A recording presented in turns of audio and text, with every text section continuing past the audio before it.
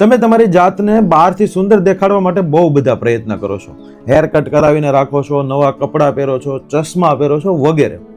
પણ જો પોતાની જાતને અંદરથી સુંદર દેખાડવી હોય તો શું કરો? હવે આપણે એઝ એ એક્ઝામ્પલ લઈએ કે જે આ દીવો જે પ્રગટે છે એ છે તમારી આત્મા, જે આ કાચની બરણી છે એ છે તમારું મન, અને જે આ દીવાનો પ્રકાશ છે એ છે તમારી ચેતના. ચેતનાને આપણે એવું કહેવું હોય તો કહી શકીએ કે જેટલો પ્રકાશ વધે એટલા તમે અંદરથી સુંદર દેખાવ.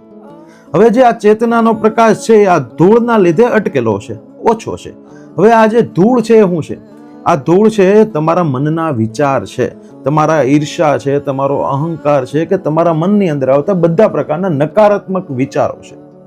હવે જેવી જ આ ધૂળ છે એ દૂર જશે એટલે તમારો જે પ્રકાશ છે, ચૈતન્ય છે એ વધી જશે. અને આપણે એવું કહેવું હોય તો કહી શકાય કે ચૈતન્યને ઉર્ધ્વ દિશા તરફ લઈ જવું હોય તો આવી રીતે ઉચ્ચતા તરફ, ઉચ્ચ સ્થિતિ ઉપર લઈ જવા માટે આ. પણ ચૈતન્ય છે એની જગ્યાએ જ હોય છે જ્યારે આપણે આપણા મનના વિચારો છે, જે ધૂળ છે એ સાફ કરવાની હોય છે.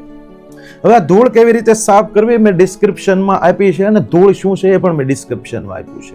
આવી જ રીતે પોતાના મનની ધૂળ બહાર કાઢી અને અંદરથી વધારે સુંદર દેખાઈ શકાય. આવા જ આધ્યાત્મિક વિડીયો જોવા મને એટલે કે નયન બલદાણીને ફોલો કરો. વિડીયો ગમ્યો હોય તો લાઈક કરો, શેર કરો, અને ડિસ્ક્રિપ્શન વાંચવાનું નહીં ભૂલતા.